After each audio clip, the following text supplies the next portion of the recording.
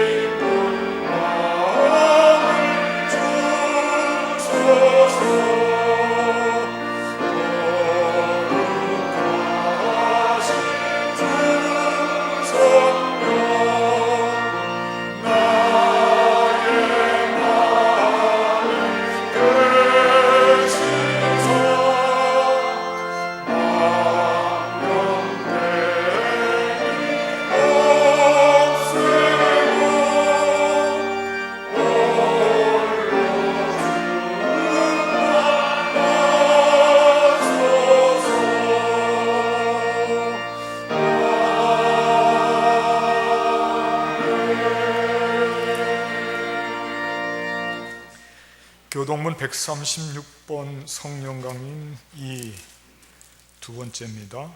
교동문을 함께 교독하겠습니다. 그 후에 내가 내 영을 만민에게 부어주리니 너희 자녀들이 장래일을 말할 것이며 너희 늙은이는 꿈을 꾸며 너희 젊은이는 이상을 볼 것이며 그때 내가 또 내 영을 남종과 여종에게 부어줄 것이며 내가 이적을 하늘과 땅에 베풀리니 곧 피와 불과 연기 기둥이라.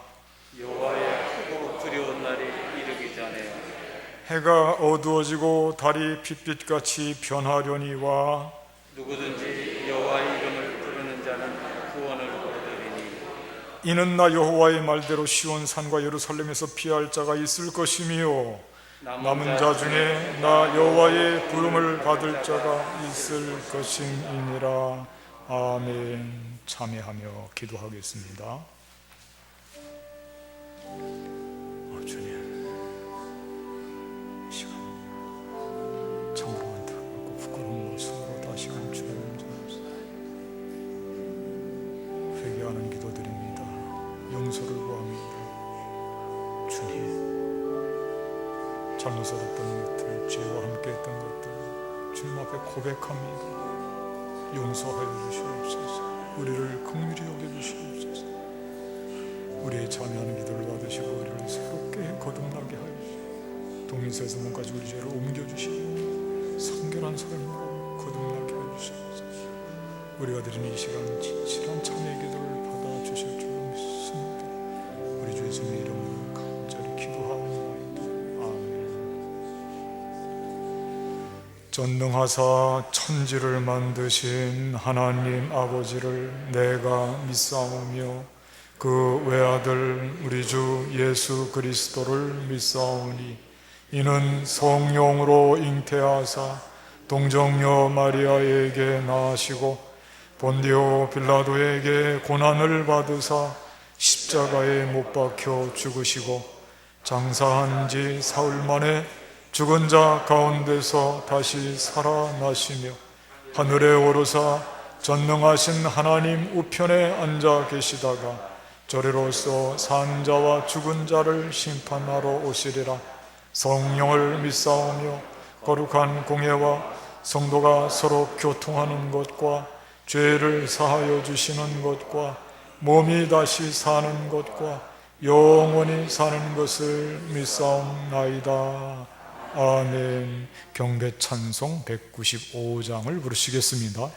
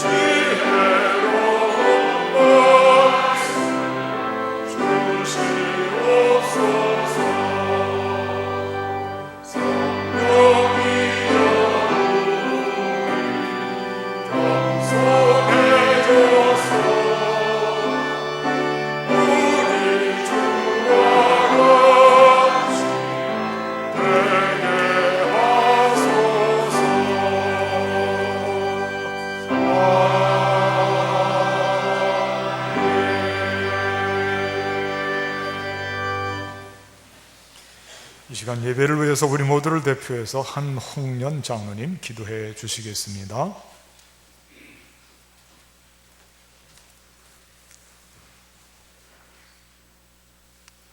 감사하신 아버지 하나님, 고마우신 아버지 하나님, 오늘도 주님의 전으로 인도하여 주시고 거룩한 산 제사를 드릴 수 있는 영광을 허락하여 주신 주님께 감사를 드립니다. 하루하루를 감사와 은혜 가운데 살게 하여 주시고 주님의 자녀로 삼아주심을 또한 감사드립니다. 이 시간 우리의 몸과 마음과 정성 모아 살아계신 주님께 영광 올리게 하여 주시고 변치 않는 우리의 믿음 지키게 하여 주시옵소서. 사랑의 주님, 세상 속에 살면서 형제를 사랑하지 못하고 시기하고 질투하며 소외된 자를 돌보지 못함을 용서하여 주시옵소서. 우리의 이기적인 믿음 또한 버리게 하여 주시며 어린아이와 같은 순수한 믿음을 갖게 하여 주시옵소서. 때때로 신앙생활하면서 실족할 때가 많이 있었음을 고백드립니다.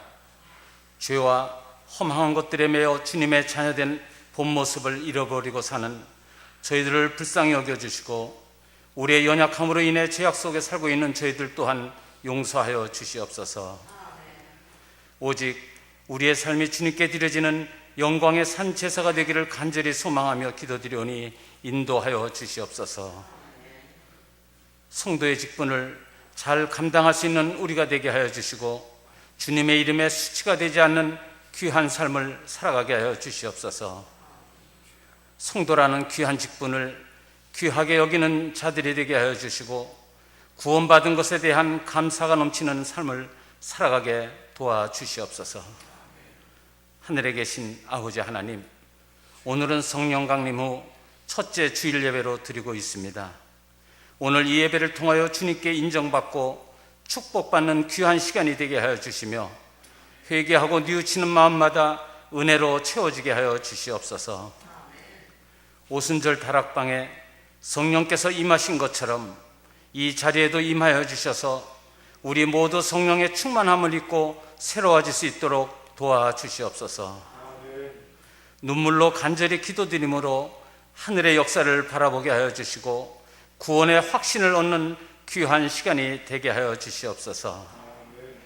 사랑의 주님, 코로나로 인해 너무나 힘든 시간들을 보내고 있습니다. 1년이 넘는 시간 속에 예배가 무너지고 교인들 간의 친교도, 경제적인 교류도 단절되며 하루하루를 어려움 속에 살아가고 있는 형제들이 너무 많이 있습니다. 이럴 때일수록 우리의 믿음을 다지는 계기가 되게 하여 주시고 기도로 극복할 수 있도록 도와주시옵소서. 교육부서를 일으켜 주시고 청장년들의 믿음을 소생시켜 주시옵소서. 코로나를 이길 수 있는 믿음의 공동체가 되게 하여 주시옵기를 간절히 기도드립니다. 아버지 하나님, 병상에 계신 형제들을 위해 기도드립니다. 암으로 투병 중인 형제들과 노환으로 요양 중에 있는 형제들을 지켜주시고 수술 후 회복 중에 있는 형제들에게도 하나님의 도우심이 함께하여 주시옵소서. 새 생명을 주신 하나님께 감사의 기도를 드리고 있는 형제들과 그 가정에도 기쁨과 소망을 나누는 귀한 시간들이 되게 하여 주시옵소서. 이 시간 준비된 말씀을 전하시는 목사님께 영육간의 강건함으로 붙들어 주시고 목마른 영혼들에게 생명수를 전하는 목사님으로 인도받게 하여 주시옵소서. 주님의 몸된 교회를 위해 반주와 찬양으로 예배위원으로 봉사하는 충성스러운 재직들을 기억하여 주시고 저들의 수고를 통해 아름다운 열매를 맺게 하여 주시옵소서. 교회에 속해 있는 가정과 자녀들을 위해 주님의 향기가 충만케 하여 주시고 화목과 평안으로 축복받기를 간절히 바라고 나오며 이 모든 말씀 성령으로 임재하신 예수 그리스도의 이름으로 간절히 기도드립니다. 아멘.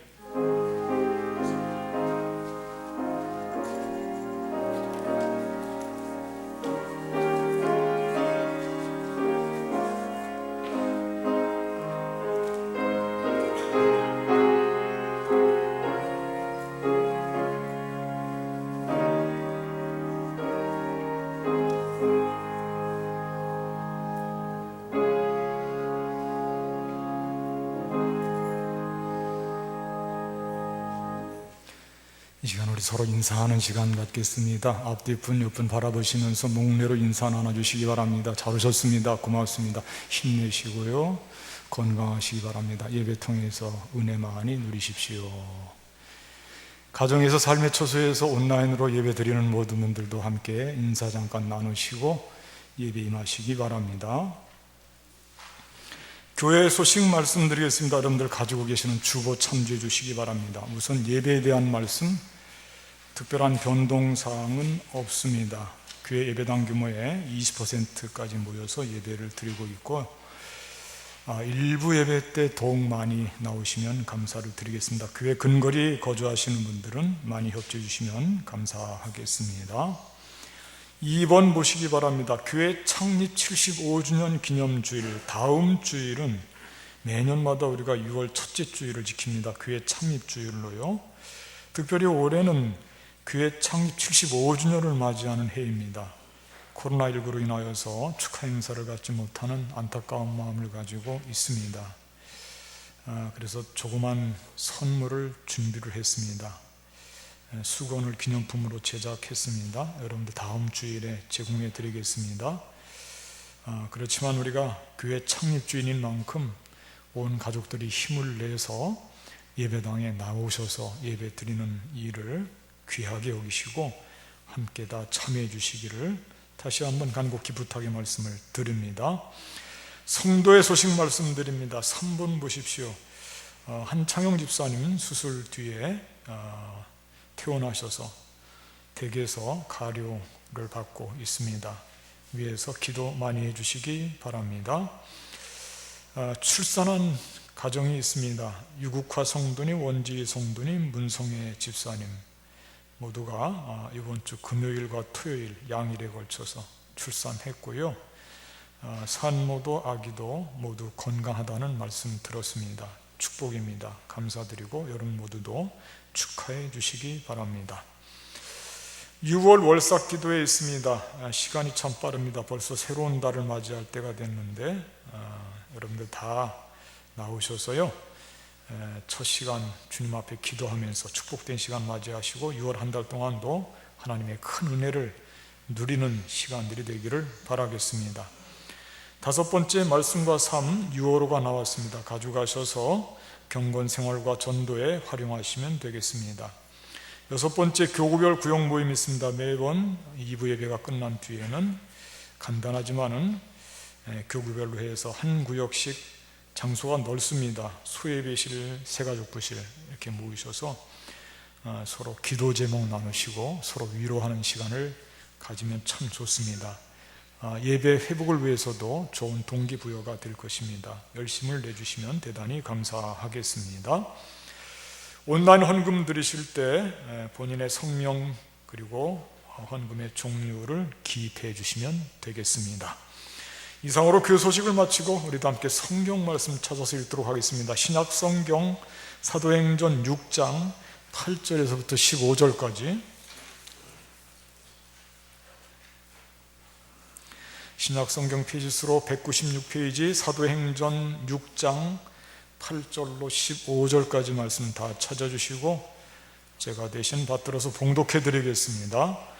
스데반이 은혜와 권능이 충만하여 큰 기사와 표적을 민간에 행하니 이른바 자유민들, 즉 구레네인, 알렉산드리아인, 길리기아와 아시아에서 온 사람들의 회당에서 어떤 자들이 일어나 스데반과 더불어 논쟁할세 스데반이 지혜와 성령으로 말함을 그들이 능히 당하지 못하여 사람들을 매수하여 말하게 하되 이 사람이 모세와 하나님을 모독하는 말을 하는 것을 우리가 들었노라 하게 하고 백성과 장로와 서기관들을 충동시켜 와서 잡아가지고 공회에 이르러 거짓 증인들을 세우니 이르되 이 사람이 이 거룩한 곳과 율법을 거슬러 말하기를 마지 아니하는도다. 그의 말에 이 나사렛 예수가 이곳을 헐고 또 모세가 우리에게 전하여 준 규례를 고치겠다 함을 우리가 들었노라 하거늘 공회 중에 앉은 사람들이 다 스데반을 주목하여 보니 그 얼굴이 천사의 얼굴과 같더라. 아멘. 이 시간에 김태일 선생님 올라오셔서 특송을 해주시겠습니다.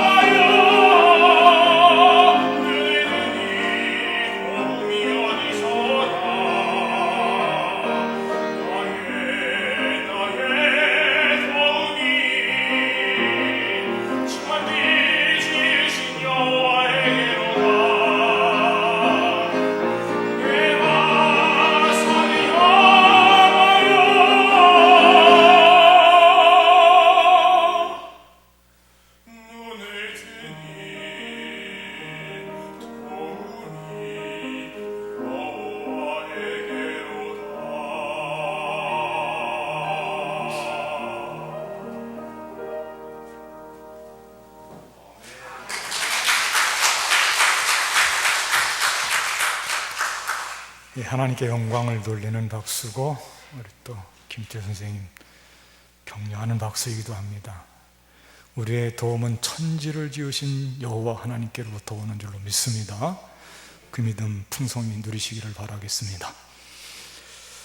주보에 나와 있는 금주의 말씀 제가 다시 한번 읽어드리겠습니다. 스데반이 은혜와 권능이 충만하여 큰 기사와 표적을 민간에 행하니. 아멘. 은혜와 권능이 충만하여, 성령으로 가득 찬 모습에 대한 표현입니다. 스데반은 성령 충만한 사람이었습니다. 스데반의 생애는 한마디로 강렬함 그 자체입니다. 우리 가끔 쓰는 말로 짧고 굵게 산다, 그런 말이 있지 않습니까? 스데반이 그런 경우입니다. 강렬한 삶. 그러나 그 영향은 그리스도 교회의 역사에서 결코 지울 수 없는, 아주 오랫동안 지금도 결정적인 것이 되었습니다. 지난 주일 성령의 사람 바나바를 소개하면서 기회가 되면 다른 분들도 소개하겠다고 했습니다.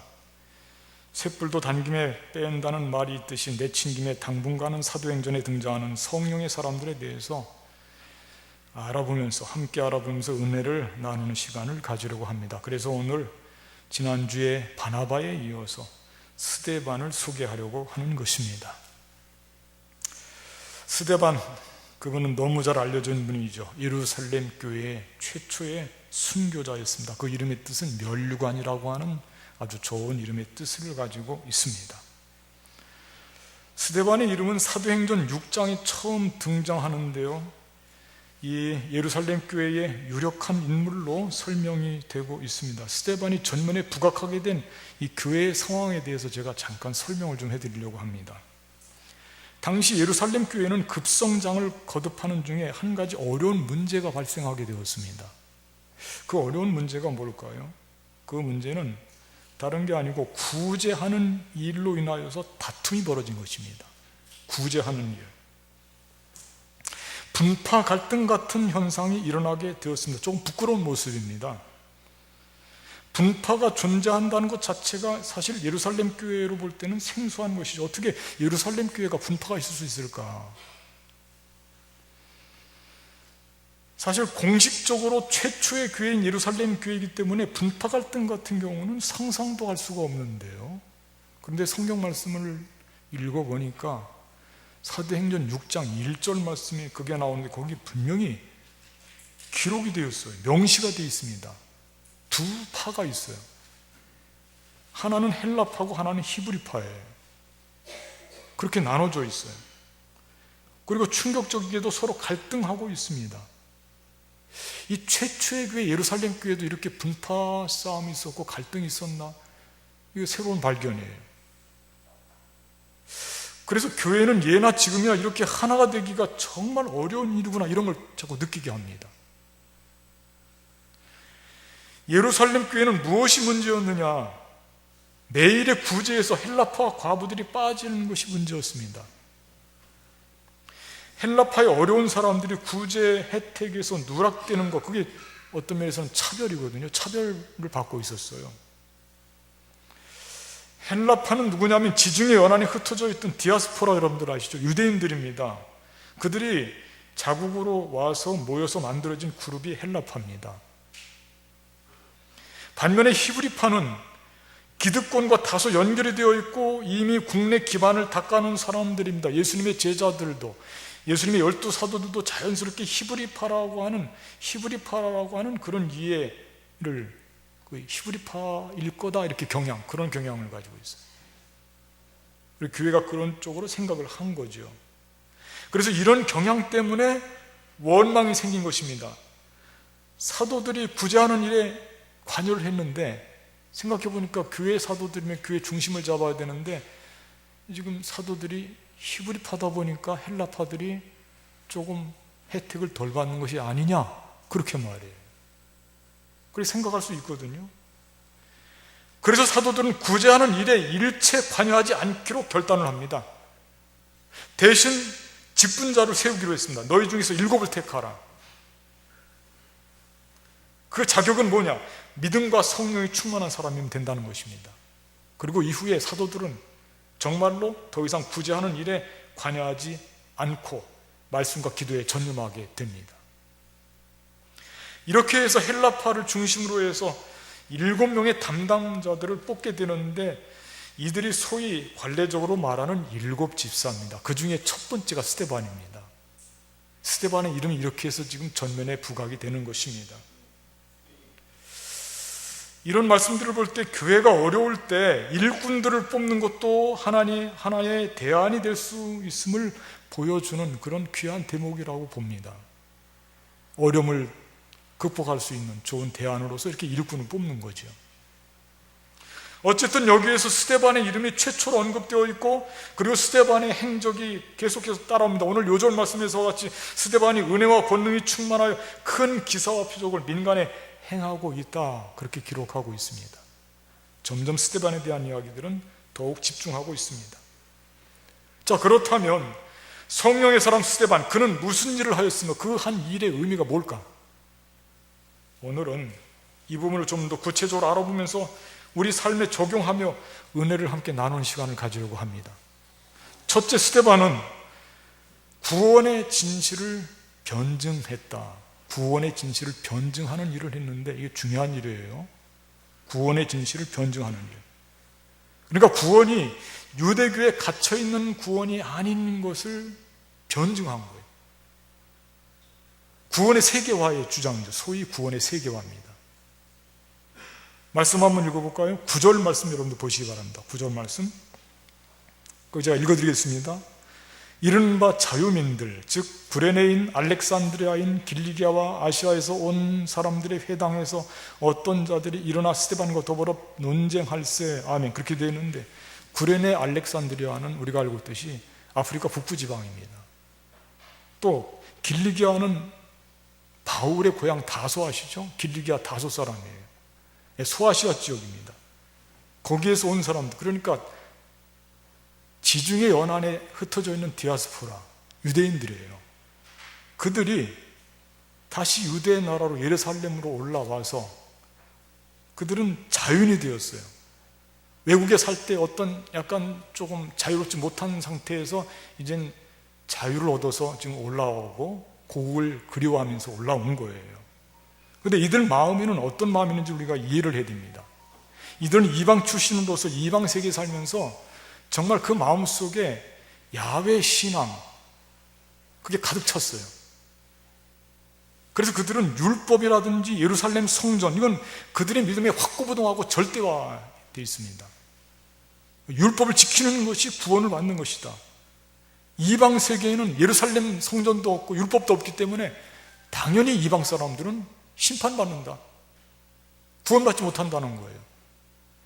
그런 마음을 가지고 그 마음 속에 잘 정리가 돼서 다시 이제 고향으로 올라왔으니, 그러니 그게 얼마나 강렬하겠어요. 그런데 스데반은 거기에 정면으로 도전하는 거예요.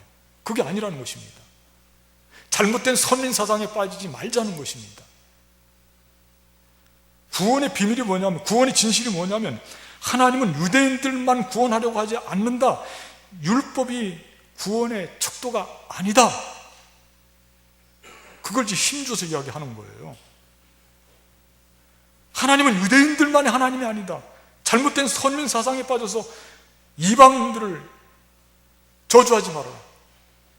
그들도 구원받을 사람들이다. 이렇게 지금 스데반이 외치는 것입니다. 사실 이것은 예수 그리스도께서 외치신 말씀과 상통합니다. 복음서에 이런 말씀들로 가득 차 있고, 세례 요한도 사도 요한도 이런 말씀을 늘 했습니다. 제가 한번 그 대목을 좀 읽어드릴 테니까, 요한복음의 저자 사도 요한, 그가 뭐라고 말씀했는지 우리 잘 알고 있는 말씀이에요. 구원을 어떻게 받는지. 영접하는 자, 곧 그 이름을 믿는 자들에게는 하나님의 자녀가 되는 권세를 주셨으니 이는 혈통으로나 육정으로나 사람의 뜻으로 나지 아니하고 오직 하나님께로부터 난 자들이니라. 아브라함의 자손이 되고 구원받고 하나님의 자녀가 되는 것은 그건 혈통이 아니라 이거예요. 잘못된 선민 사상 갖지 말자 이거예요. 예수 그리스도를 영접하면 누구든지, 남자든지 여자든지 종이든지 자유인이든지 이방인도 사마리아도 누구든지 예수님을 영접하면 구원받는 것이지, 사람의 혈통을 가지고 구원받는 것이 아니다. 그렇게 강조를 했습니다. 세례 요한도 마찬가지입니다. 세례 요한의 경우를 제가 한번 읽어드릴게요. 그러므로 회개에 합당한 열매를 맺고 속으로 아브라함이 우리 조상이라 말하지 말라. 내가 너희에게 이르노니 하나님이 능히 이 돌들로도 아브라함의 자손이 되게 하시리라. 이미 이에 도끼가 나무 뿌리에 놓였으니 좋은 열매 맺지 아니하는 나마다 찍혀 불에 던져지니라. 아멘. 그러니까 아브라함의 후손 갖고 너무 내세우지 말라는 것입니다. 아브라함의 후손이어도 회개하고 회개 열매가 없으면 구원받지 않는 경우들이 많이 있다는 것입니다. 그게 중요한 게 아니라는 거예요. 그렇습니다. 지금 스데반은 이렇게 구원의 진실은 유대인들만 누리는 그런 구원이 아니다.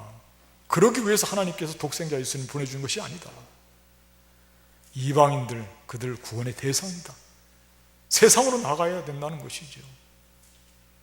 오늘 우리에게 주는 교훈이 많이 있습니다. 특별히 지금 우리 교회는 세상을 향해서 다시 한번 눈을 떠야 됩니다. 하나님의 구원이 세상을 향하고 있다고 하는 것을 깨달아야 됩니다. 이게 구원의 진실입니다. 이걸 변증할 수 있어야 됩니다. 교회에서만 구원을 말하는 것은 안 된다는 것입니다. 교회 밖에 나가서 교회 밖의 사람들에게 당신도 구원받을 수 있다라고 선포해야 되는 것입니다. 그게 스데반의 정신이에요. 유대인들은 기분이 나쁠 수밖에 없어요. 자기들만의 하나님으로 생각하고 자기들만의 구원으로 누리려고 했던 것인데, 스데반은 거기에 대해서 예수님 그래서 오신 것이 아니라는 거예요. 예수님 영접하기만 하면 다 구원받는다. 그게 구원의 진실이에요. 이거 변증했습니다. 이거 변증할 때 성령이 충만해서, 지혜와 성령의 충만함으로 변증하니까 아무도 당할 사람이 없어요. 성령 받은 사람은 이와 같이 예수 그리스도의 구원, 하나님의 구속사에 대해서 정말 구김없이 담대하게 선포할 수 있는 사람, 그 사람이 성령에 충만한 사람이라는 것을 우리에게 가르쳐주고 있는 것입니다. 두 번째는 뭐냐면, 스데반은 구원의 진실을 변증했을 뿐만 아니라 구원의 핵심을 선포했다. 이것도 참 중요합니다. 구원의 핵심이 뭘까요? 구원의 핵심이 누굴까요? 잘 알고 있죠? 관련된 말씀 읽어드리겠습니다. 14절 말씀 보시기 바랍니다. 그의 말에 이 나사렛 예수가 이곳을 헐고, 이곳이 어디입니까? 성전입니다. 또 모세가 우리에게 전하여 준 규례를, 율법입니다. 고치겠다 함을 우리가 들었노라 하거늘. 아멘. 그들이 지금 스데반을 지금 고발하는 내용이거든요. 그런데 이 내용 속에 아주 중요한 결정적인 복음의 핵심이 들어있어요. 구원의 핵심. 그게 뭐냐면 나사렛 예수예요. 나사렛 예수, 그분이 없으면 구원이 이루어지지 않습니다. 예수님 없이는 성전에서도 어두운 곳에서도 예수님이 없이는 어떤 경우도 구원이 이루어지지 않는다. 그걸 분명히 한 거예요. 그것 때문에 핍박받는 거예요. 지금 유대인들은 율법으로 성전에서 구원받고 다른 곳에서는 구원이 없다 이렇게 주장하는 반면에 스데반은 아니라는 거예요. 예수 그리스도 그분을 통해서 구원받지, 장수가 중요한 것도 아니고 백성들 색깔이 중요한 것도 아니고 이방이냐 유대인이냐 그거 나눌 것도 아니다 이거예요. 정말 구원은 예수 그리스도 그분을 통해서 구원이 이루어진다고 하는 것을, 그걸 가르치고 뿐만 아니라 예수님을 그리스도로 고백하지 않고 예수님을 십자가에서 죽인 사람들을 스데반은 지금 목소리 높여서 책망하고 있어요. 책망하고 있어요. 그 대목을 좀 읽어드릴게요. 제가요. 목이 곧고 마음과 귀에 할례를 받지 못한 사람들아, 너희도 너희 조상과 같이 항상 성령을 거스르는도다. 너희 조상들이 선지자들 중에 누구를 박해하지 아니하였느냐? 의인이 오시리라 예고한 자들을 그들이 죽였고 이제 너희는 그 의인을 잡아준 자요 살인한 자가 되나니, 이렇게 말해. 이거 엄청난 책망이죠. 예언자들의 예언의 선포의 대상이 누구였습니까? 그리스도 메시아입니다. 예수님이었거든요. 그들 박해하고 죽였어요. 그랬더니 예수님 오시니까 예수님까지 십자가에 달아서 죽여버렸어요. 그걸 지금 정말 본질적인 죄악상을 스데반이 고발하고 책망하고 있는 것이에요. 그랬더니 그들이 이 말을 듣고 어떤 반응을 보였을까요? 그 말씀도 제가 읽어드릴게요. 그들이 이 말을 듣고 마음에 찔려 그를 향하여 이를 갈거늘. 참 이 말씀 보면 마음이 안타깝습니다. 마음에 찔리는 것까지는 좋아해요. 근데 마음에 찔렸으면 회개하고 돌이켜야죠. 근데 마음에 찔렸는데 어떻게 했냐면 이를 갈았답니다. 이를 두고 보자. 너 가만 놔두지 않는다. 너 죽이겠다 그거거든요. 마음에 찔리고 좋은 방향으로 돌이켜야죠. 마음에 찔린 다음에 이렇게 엉뚱하게 악행을 일삼는 방향으로 나간다면 그건 사탄의 작용에 우리가 빠지는 것입니다. 그래서 결국은 스데반을 죽이는 것을 결정하게 된 것입니다. 얼마나 마음이 아픈지 모릅니다. 사실 순교자는 스데반뿐만 아니라 너무가 다 모든 순교자들이 억울합니다. 왜? 잘못한 게 없어요. 진실해요. 의리를 지키고 믿음을 지키고 모든 구원이 예수님께로부터 비롯된다고 하는 이 구원의 핵심을 붙잡느라고, 주님 바라보느라고 그냥 죽은 거예요. 잘못으로 죽은 게 아닙니다. 그러니 그 영혼이 얼마나 억울하겠습니까? 선교사를 읽어보니까 거기 네로의 박해에 대해서 자세히 나왔는데, 특별히 네로가 박해한 그 동기가 뭐냐면 로마의 대화재거든요. 그 대화재에 대해서 기록이 나와 있습니다. 주후 64년 7월 18일입니다. 7월 18일 로마의 대화재가 났는데 6일 동안 밤낮으로 타올랐답니다. 이 화재 후 네로는 복구를 위해서 여러 가지 대책을 세웠지만은 사람들이 그를 믿어주지 않습니다. 왜 그러냐면 네로가 자기 자신의 황금 저택을 지으려고 일부러 불을 냈다, 그렇게 사람들이 이미 소문이 나 있어요. 그리고 네로는 로마시보다 더 찬란한 도성을 짓고자 불을 낸 것이다, 이렇게 또 소문이 나 있어요. 어떤 역사가는 로마시가 화염에 쌓였을 때 네로가 말이죠, 팔라타인의 탑 위에서 배우의 옷차림을 하고 수금을 타면서 트로이의 멸망을 노래했다, 그런 기록까지 있습니다. 황제 자신이 화재를 계획했다는 소문이 나돌기 시작하자 네로는 위협을 느끼고 이 책임을 누군가에게 전가시킬 희생양이 필요했어요. 누구에게 전가시킬까? 그때 머리에 떠오르는 게 네로는 기독교인들을 선택했던 것입니다. 너무 좋죠, 기독교인들. 왜? 기독교인들 황제 숭배도 하지 않고 우상도 섬기지 않고 그들의 문화도 받아들이지 않고 역적 같거든요. 역적이라고 하는 노후를 그들에게 낙인 찍어서 반역자들로 몰아서 희생으로 안성맞춤입니다. 거기다가 또 참 이상한 일이 생겼어요. 그렇게 불이 났는데 기독교인들이 죽어가는 곳에는 불이 나지 않았어요. 그러니까 이런 것까지 포함시켜가지고 네로는 기독교인들을 희생양으로 잡고 그때부터 온갖 박해와 사람들을 죽이기 시작하는데 엄청납니다. 그 짓이 정말 그건 정상적인 일이 아니에요. 네로는 기독교인들을 방해범이라고 뒤집어 씌우고 잔인한 박해를 시작했습니다. 맹견이나 사자의 밥이 되거나 십자가의 처형을, 맹견 사자들을 풀어놓고요 굶주리게 한 다음에 가서 물어 뜯어서 먹게 했다니까요. 때로는 짐승의 가죽털을 입혀서 개에게 물려 죽기도 하고 짐승들에게 찢겨 죽기도 했습니다. 때로는 십자가 매달아 처형하고 화형에 처했습니다. 화형에. 심지어는 자신의 정원에 나무를 세워 그들을 묶어놓은 후에 기름을 발라 화형에 처벌하고 인간 횃불이 되어서 정원을 밝히겠다, 그런 대목까지 있습니다. 엄청나죠? 대체 이 핍박자들은 이성을 잃고 감정을 통제하지 못하고 너무나 끔찍한 방법으로 그렇게 죽여가는 거예요. 그런데 스데반이 죽은 것도 이해 못지 않습니다. 스데반은 어떻게 죽었죠? 돌에 맞아 죽었습니다. 그런데 돌에 맞아 죽었다고 하는 것은 그 표현보다 실제는 너무 잔인합니다. 돌에 맞아 죽었다면 표현이 간단하죠.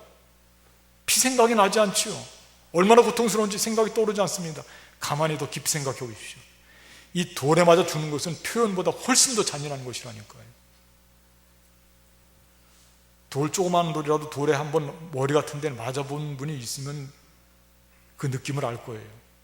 돌 같은 데 한번 머리에 탁 들어와서 닿는 순간 쨍 하면서 그냥 온통 흔들리면서요, 피가 낭자하고 정신없죠. 온몸에 돌에 맞았을 테니까 한번 생각해 보세요.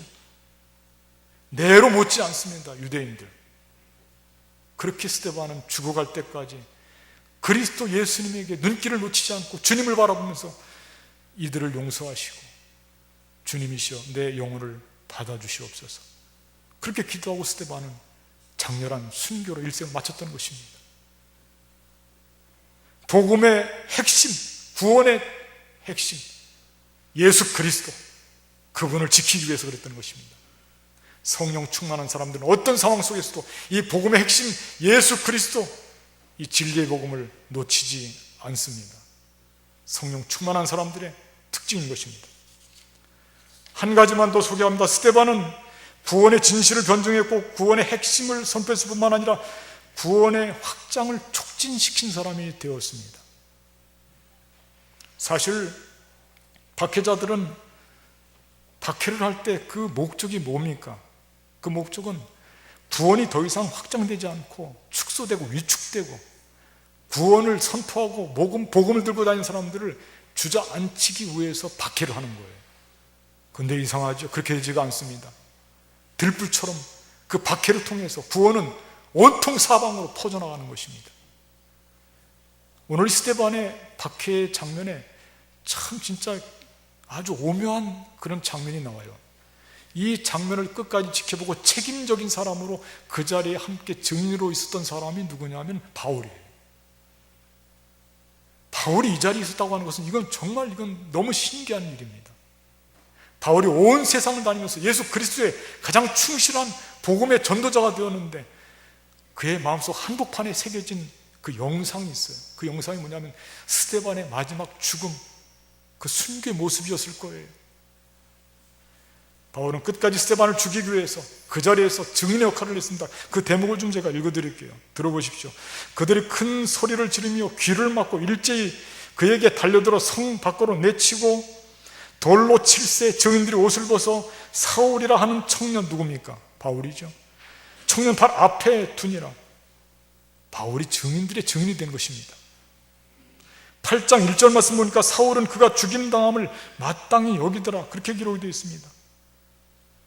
또 8장 1절부터 3절까지 보니까 그날이 예루살렘에 있는 교회에 큰 핍박이 박해가 있어 사도 외에는 다 유대와 사마리아 모든 땅으로 흩어지니라.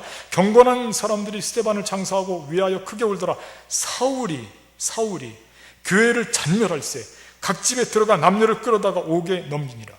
이렇게 바울은 끝까지 이 장면을 목격하고 그 중심에 있었고 사람들을 박해하는 일을 계속해서 진행해 나갔습니다. 그런데 한편으로 그의 마음속 한복판에 새겨진 평생 잊지 못하는 그림이 있는 거예요. 그 그림이 스데반의 마지막 순교하는 장면이었던 것입니다. 이런 모든 것은 결국은 복음을 꺾을 수가 없었어요. 복음이 더 확장되어 나가는데 촉매 역할을 했습니다. 들불처럼 번져나갔습니다. 사람들이 무서우니까 피하죠. 그래서 예루살렘을 떠났습니다. 유대를 떠났습니다. 결국 사마리아까지 이르게 되었어요. 예수님 말씀하신 대로 성령이 너에게 임하시면 너희가 권능을 받고 예루살렘과 유대와 사마리아와 땅끝까지 나가게 될 것이라고 했는데 그 말씀이 지금 그대로 지금 나타나고 있는 거예요. 스데반의 죽음, 그건 위축이 아니었습니다. 스데반은 복음이 확장되는데 촉진했던 사람이 되었습니다. 성령의 사람, 그는 누굴까요? 그렇습니다.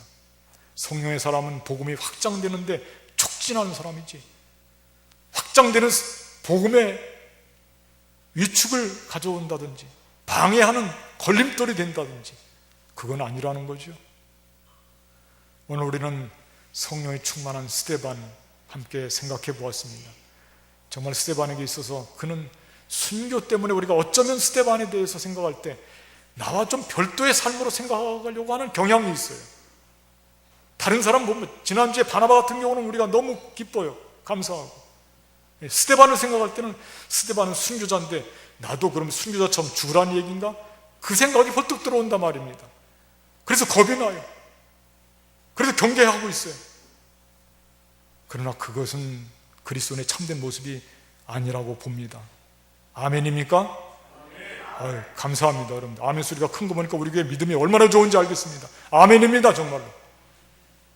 우리가 스데반을 볼 때에 성령의 충만한 사람으로서 우리는 주님의 복음 핵심 그리스도를 통한 구원을 들고 나가는 거예요. 담대한 믿음으로 나가는 것입니다. 하나님께서 함께 하시고 예수 그리스도의 부활하신 영이 우리를 붙들어 주실 것입니다. 우리가 가는 곳마다 성령의 놀라운 역사들이 나타나고 기적이 나타날 것입니다. 힘을 내시고 오늘 스데반과 같이 멋지고 아름다운 귀한 삶으로 나가시는 저와 여러분들이 되시기를 주님의 이름으로 간절히 축복하겠습니다. 기도하겠습니다. 감사하신 하나님 아버지, 오늘 말씀을 통해서 정말 장렬하게 순교를 했던 스데반, 그의 삶은 짧고 굵었지만은 그러나 그의 영향은 지금까지 미치고 있습니다.